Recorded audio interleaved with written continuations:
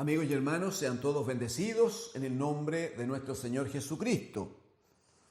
Quiero invitarle a que me acompañe a compartir una lectura de la palabra del Señor en Génesis, hermanos. Primeros capítulos, Génesis. En el capítulo 3 primero. Génesis en el capítulo 3, versículo 21.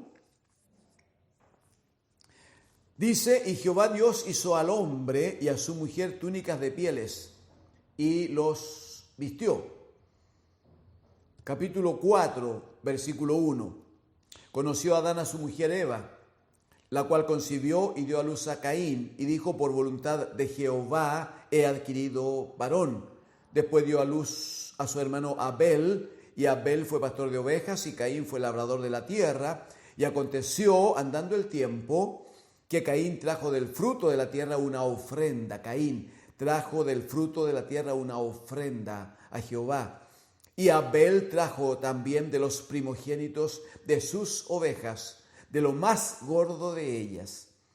Y miró Jehová con agrado a Abel y a su ofrenda, pero no miró con agrado a Caín y a la ofrenda suya. Y se ensañó Caín en gran manera y decayó su semblante. Estamos en estos días, amigos, hermanos, intentando conocer cómo es que luego del proceso de creación de Dios en relación con el hombre, un proceso creativo que tenía imagen, que tenía figura, que tenía propósito,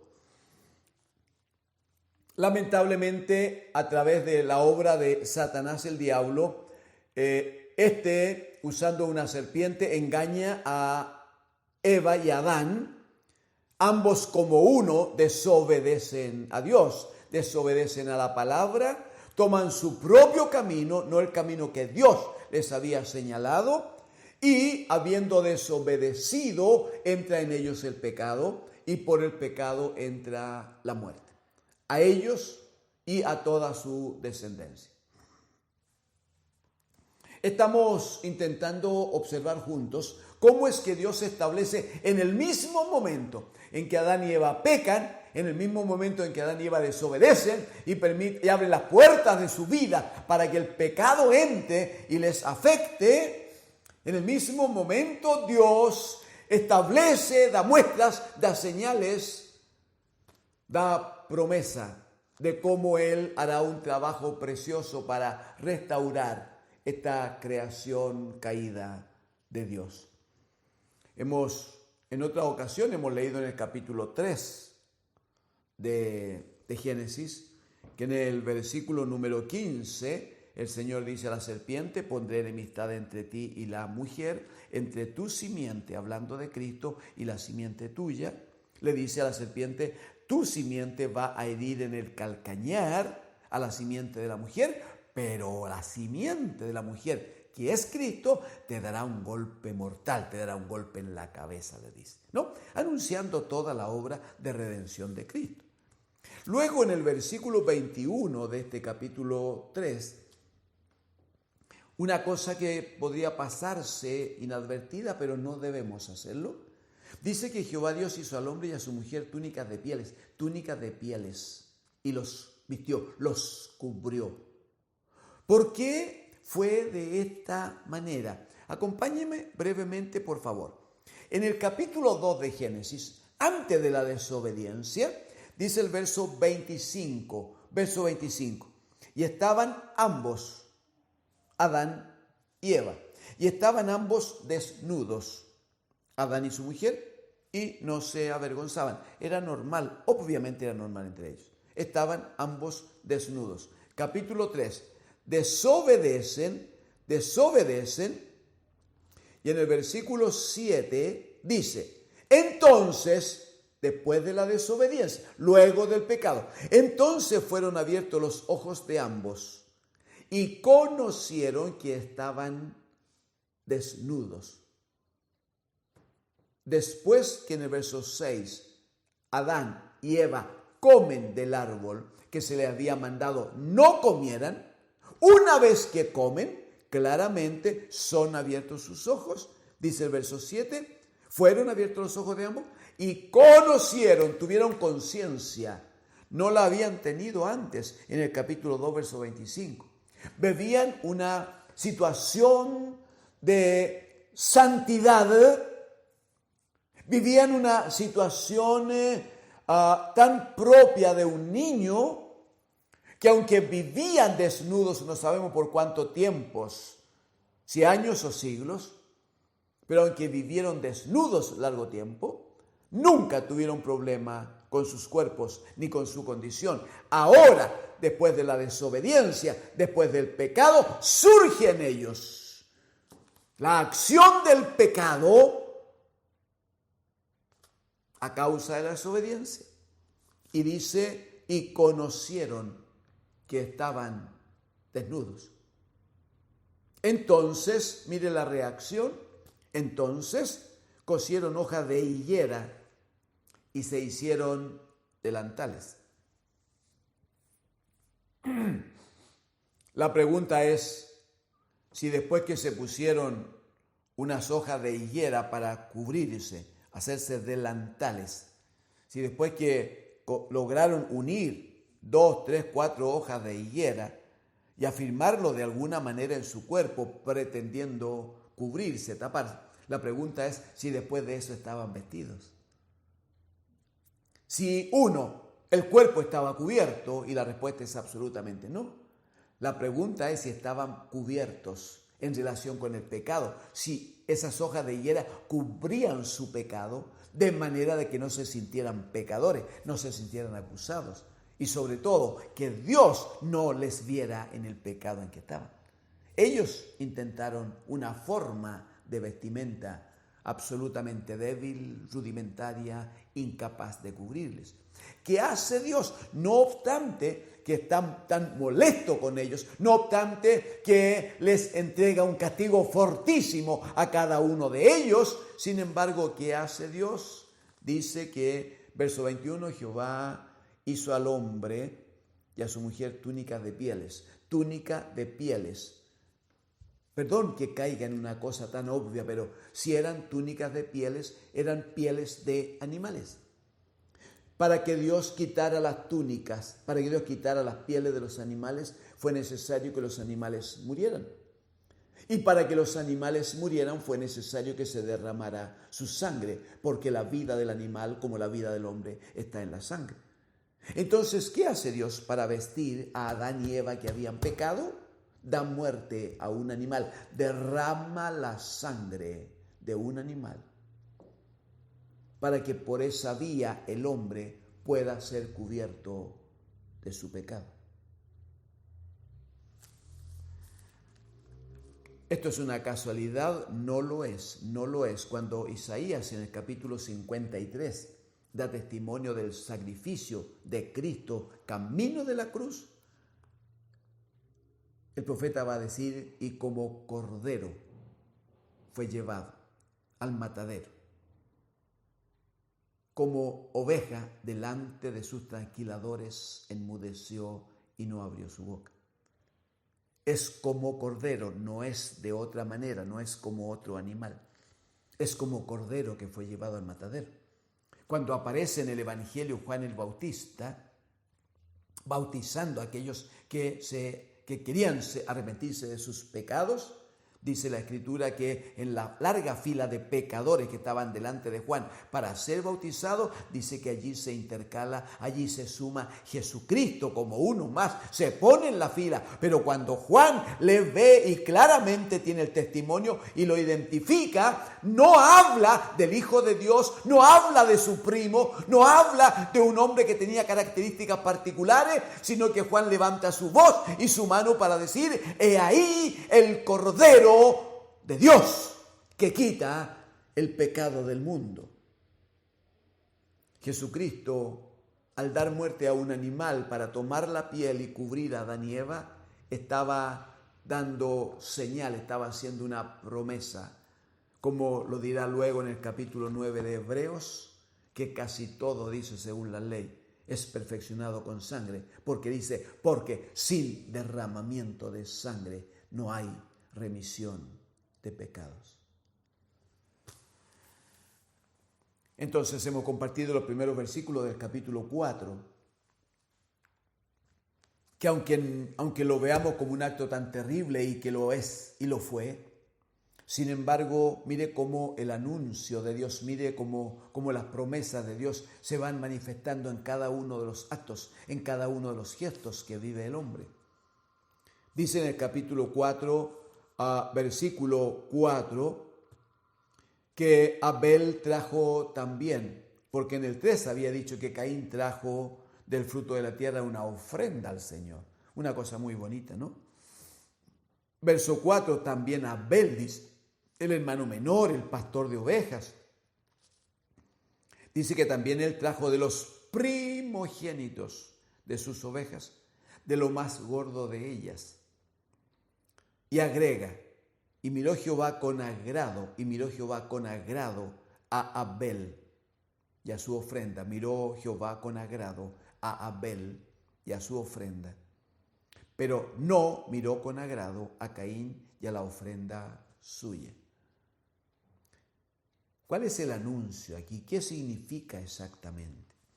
Por favor, póngase usted en la posición de estos dos jóvenes, hijos de Adán y Eva.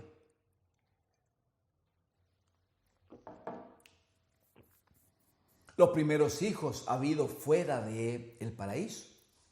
Los primeros hijos tenidos después de haber pecado. Al parecer, y lo digo así porque no tengo una línea escrita aquí en las Sagradas Escrituras que me lo declare de esa manera, al parecer marcó profundamente el alma, la vida de Adán y Eva, que habían pecado.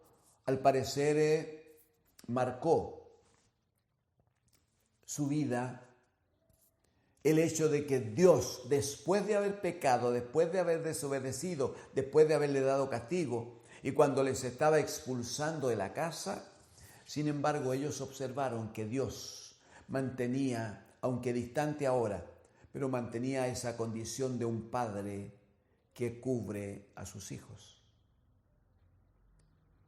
Y no hay duda que les marcó de tal manera que es probable que ellos, Adán y Eva, en algún minuto hayan buscado la manera de honrar al Señor, de presentar alguna ofrenda al Señor. No hay otra forma de que Caín y Abel entendieran, supieran que sería del agrado de Dios presentarles ofrenda. Si sus padres no les exhortaron, no les enseñaron, no les motivaron, ¿cómo podrían ellos descubrir cómo? Caín y Abel no habían tenido ningún contacto con Dios. Caín y Abel no eran hombres que estuvieran hablando con Dios como lo hicieron otros hombres en las Escrituras. Entonces, claramente hay de parte de Adán y Eva un trabajo en la formación de Caín y Abel acerca de la necesidad de presentar ofrendas al Señor. Y cada uno que tenía su actividad separada y distinta. Caín trabajaba la tierra y Abel criaba animales, era pastor de ovejas. Cada uno toma de lo suyo y lo trae como una ofrenda delante del Señor. Hermanos, amigos, no hay ningún antecedente y por lo tanto ningún predicador está autorizado a decir que la ofrenda de Caín fue mala porque Caín trajo cosas que no estaban buenas, cosas que no estaban sanas, cosas que no eran bonitas. No hay ningún antecedente que permita, que autorice a nadie a decir que lo que trajo Caín era una cosa tomada de mala manera o de lo que estaba destruido, podrido o de mal olor. No hay nada que diga eso. Dice que Caín tomó del fruto de la tierra, de lo que él trabajaba. Y si tuvo interés, si tuvo necesidad de presentar una ofrenda al Señor, es bien probable que haya seleccionado algunas cosas de las que él producía y las tomó y las trajo para presentarlas a Dios. Por el otro lado aparece Abel y dice que como él trabajaba criando ganados y era pastor de ovejas, entonces tomó lo mejor de sus corderos, de sus ovejas, lo más gordito, lo más precioso, lo apartó y eso lo presentó al Señor como ofrenda.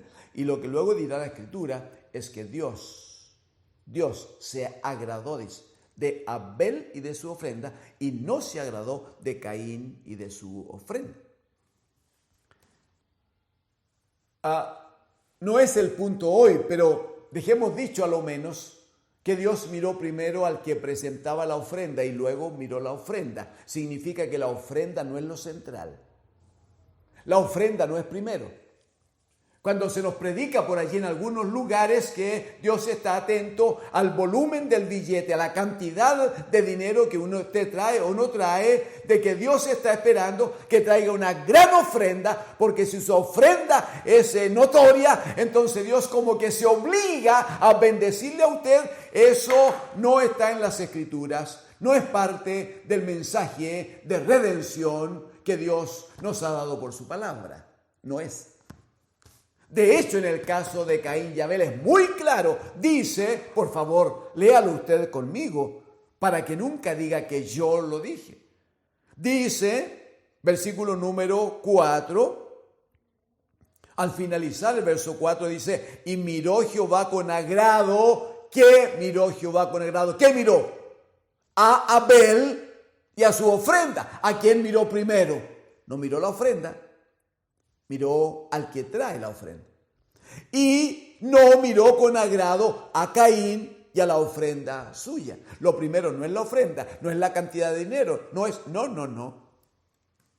Lo primero es el que trae la ofrenda. Si el que trae la ofrenda no está ofrendado a Dios, si el que trae la ofrenda no está santificado en Cristo, si el que trae la ofrenda no está vestido de Cristo, como Dios vistió a Adán y Eva después que habían pecado, a través y luego de ese procedimiento de derramamiento de sangre.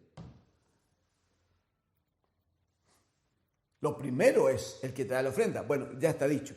Pero también debo decirle los segundos que me quedan. Debo decirle cómo Dios examina la ofrenda. ¿Cómo Dios examina la ofrenda?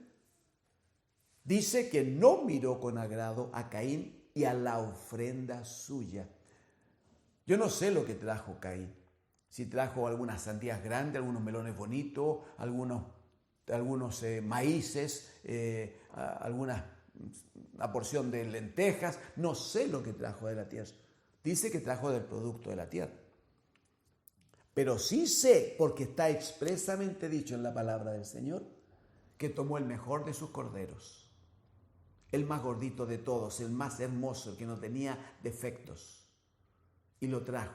Y dice que Dios miró con agrado el corazón, lo que dispuso Abel, pero también vio con agrado la ofrenda suya.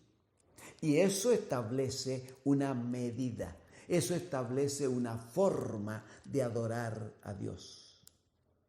A Dios no se le adora de cualquier manera, ni a Dios se le trae cualquier ofrenda. No es la ofrenda que a mí me gusta, no es la ofrenda que me parece. Nunca, hermano, nunca podría yo traerle una ofrenda al Señor como quien hace negocio con Él. Yo traigo 10,000 porque se me acaba de decir que a cambio de los 10,000 el Señor a mí me va a dar 100,000. Dios no está a su nivel ni al mío para que yo haga negocio con Dios. No puedes hacer negocio con Dios. Todo lo que tenemos de parte de Dios es por su misericordia. Entonces, si tú entiendes que todo lo que tienes te lo debes al Señor, entonces no darás 10,000, darás 20, darás 50, darás lo que quieras. Pero no porque yo le doy para que Él me dé. No. Yo le doy porque Él ya me dio antes. De lo que he recibido, David lo dijo así, de lo que hemos recibido de tu mano, eso te damos. Yo no es que sea yo el que primero da. No. Dios, aleluya, Dios ya me dio todo. Dios no solo nos da la vida, nos dio la capacidad para trabajar, movernos, ir y venir. No, ya nos dio a Cristo, su Hijo, por cuya muerte hoy tenemos vida y esperanza de vida eterna en Él y con Él. Él ya lo dio todo. Yo puedo traer una ofrenda, pequeña o mayor. Pero eso es una manifestación, es una respuesta mía a lo mucho que Él ya me dio. Entonces, primero, que nadie le diga a usted que tiene que traer una cantidad para que Dios se comprometa a devolverle. ¿Quién le va a devolver Dios si Él ya lo dio todo? Por favor, ¿qué cosa tiene usted? Porque ¿qué cosa tengo yo que no haya recibido de Dios? La vida que tenemos, ¿me puede decir de dónde viene? La capacidad para trabajar, para hacer negocio, para ir adelante, para desarrollarnos ministerialmente. Esa capacidad, ¿acaso la compré yo? ¿O es un don? ¿O es gracia de Dios? ¿O es misericordia de Dios? Esta capacidad de respirar, ¿es que lo compré yo? ¿Lo conseguí yo? ¿O es una misericordia de Dios? Y sobre todo esto está aquello de tal manera amó Dios al mundo que ha dado a su Hijo unigénito. Entonces, ya Dios nos dio todo lo que tenía que darnos. ¿Qué otro compromiso tiene Él con nosotros? Entonces, el punto es, ¿cuál es la ofrenda que Dios recibe? Y la respuesta, por el capítulo 4 de Génesis, es que Dios no recibe otra ofrenda que no sea cordero. Usted me dice, pero ¿cómo si yo soy industrial? Si yo soy químico, soy ingeniero, ¿cómo voy a ir a comprar una pierna de cordero? No, por favor, no puede. Las cosas del reino de los cielos no se manejan materialmente. Las cosas celestiales no se ven con estos ojos. Las cosas de la vida eterna no están ligadas a las cosas temporales. Debe aprender a hacer separación, debe aprender a hacer diferencia. El Señor le dice a Nicodemo, capítulo 3 de San Juan. El Señor le dice a Nicodemo, lo que es nacido de la carne, siempre va a ser carne. En cambio, lo que es nacido del Espíritu, eso sí es espiritual. Y en ese campo nos movemos los que hemos nacido de nuevo en Cristo. ¿Y qué significa exactamente? Significa que yo tengo que traer siempre, que lo que traiga, mi dinero, mis ofrendas, mis diezmos, mis primicias, mi cántico, hermano, mi cántico, los tiempos de oración, los tiempos de levantar los brazos para honrar, para dar glorias al Señor, toda mi vida, todo mi trabajo, todo mi tiempo, el trabajo de formación de la familia, la relación del matrimonio, la formación de los hijos, todo lo que traigo, todo. Primero, debo entender que todo debe ser ofrendado al Señor, porque finalmente todo es de Él. Yo soy solo administrador. Pero lo segundo es que tengo que traerlo a Dios el Padre a través del Cordero, para que el Padre no me vea a mí, sino que vea al Cordero. El Padre no vea a mis chiquillos, el Padre vea un Cordero frente a Él. Perdóneme, me voy a tomar igual 2 minutos porque necesito decirle 2 cosas. Una de las primeras cosas que necesito decirle es que en el capítulo 5 de Apocalipsis, sería tan hermoso si me pudiera acompañar, capítulo 5 de Apocalipsis, la Escritura dice que el Padre está sentado en el trono y dice que tiene un gran libro sellado en su mano derecha. Juan dice, yo lloraba porque no había nadie que pudiera abrir los 7 sellos del libro. Y aparece entonces un anciano que promete, capítulo 5, verso 5, un anciano que le dice a Juan, no llores. He aquí que el león de la tribu de Judá, aleluya, el león de la tribu de Judá, la raíz de David, ha vencido para abrir el libro y desatar sus 7 sellos. Entonces me parece a mí que Juan quedó con los ojos bien abiertos esperando que aparezca el león rugiente, vencedor, un león enorme. Porque así se lo dice el anciano. Mire versículo 6, por favor. Dice, y miré y vi que en medio del trono y de los 4 seres vivientes y en medio de los ancianos estaba un cordero como inmolado. Un cordero como inmolado. Que tenía 7 cuernos, 7 sellos. Y ese tomó, verso 7, tomó el libro de la mano derecha. Y cuando hubo tomado el libro, dice, todo el mundo adoró, todo el mundo alabó al Cordero. ¿No? Y todos empezaron a decir que Él es digno de tomar el libro, de abrir sus 7 sellos. En los cielos, hermanos. En los cielos. En los cielos. Jesucristo dijo, Juan capítulo 10, yo soy la puerta. Está hablando el Cordero. Yo soy la puerta, el que por mí entrare. Juan capítulo 14 dice, yo soy el camino, la verdad, la vida. Nadie viene al Padre sino por mí.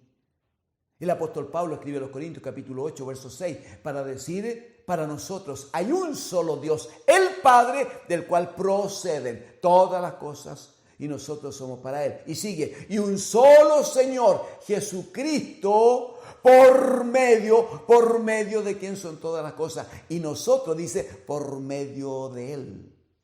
Capítulo 10 de la carta a los Hebreos dice que debemos venir confiadamente al lugar santísimo, a la presencia de Dios, a través, dice, del camino santo y vivo que Dios nos abrió a través del cuerpo de Cristo, a través de su carne, cuando el velo se rasgó, figura del cuerpo de Cristo partido por nosotros.